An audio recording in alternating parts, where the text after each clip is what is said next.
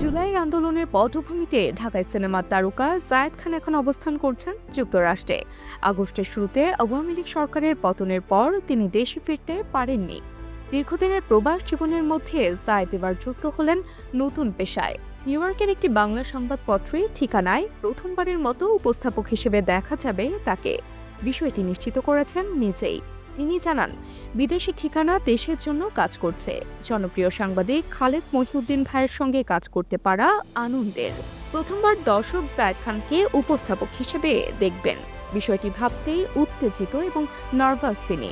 জুলাই আন্দোলনের কারণে জায়েদ খানের বিরুদ্ধে মামলা হয়েছে, ফলে দেশে ফিরে আসা নিরাপদ মনে করছেন না তিনি।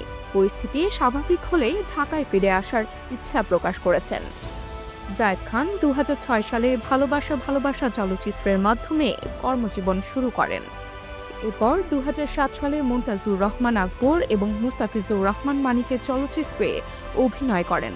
2010 সালে মুক্তি পায় তার অভিনীত আমার স্বপ্ন আমার সংসার, মায়ের চোখ এবং রিকশাওয়ালা ছেলে।